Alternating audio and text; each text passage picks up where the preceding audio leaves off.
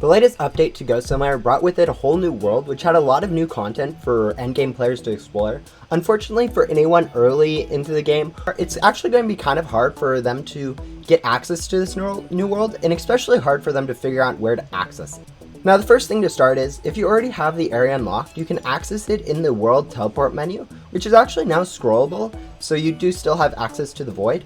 But the big thing is, it's now the new world that is called the Remnant Zone, which is actually going to be quite hard for most new players to get to, as I said previously. And the big thing that is required to get access to the Remnant Zone is going to be a single rebirth in the game.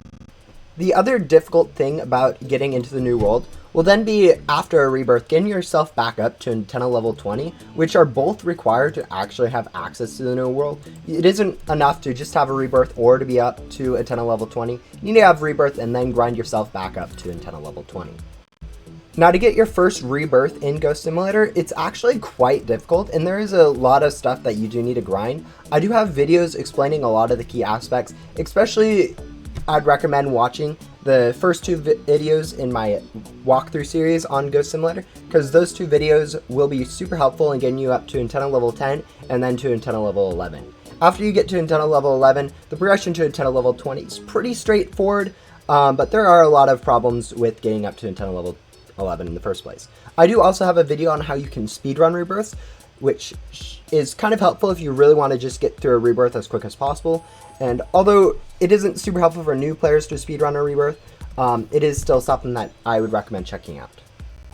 Now, the last thing I do want to say before we move off from rebirths is that although you can rebirth immediately once you get access to the rebirth option, you do kind of want to actually go ahead and grind for some glitchy gum, which again, I have a video on how you can do that before you rebirth, because this will make grinding yourself back up to antenna level 20 so much more bearable, because once you get through that the first place, you will understand that antennas 11 through 20 can actually be super difficult, and if you have about 50 or so glitchy loot gum, you should be able to get up through that about 4 times quicker. And so that's really all I have for the rebirth part of it. And now, once you really get your rebirths in Ghost Simulator, your first one, you should have no problem getting back up to where you were before, especially if you follow some of my guides on how to get glitchy gum and how to get good pets. I have a video on how to get OP pets in Ghost Simulator 2 if you want to go check it out. All of these videos will probably be linked in the description of this video or in cards up in the top left-hand side of the screen or right-hand side of the screen. But yeah. Hopefully this helps you get access to the new Remnant world, which has a lot of new features, including a new enchanted gum, a new crafting station, which is actually really cool, where you can make some nice special pets and boards, and also a new pet crate and new NPCs. Along with this, there will be more areas added to it as the game continues to update. Currently, it's version 112, which is the first version that the Remnant Zone was added, but later versions will definitely be added where they add 3 or 4 new areas at a time to the Remnant Zone, and you'll definitely want to be able to access that before those updates drop.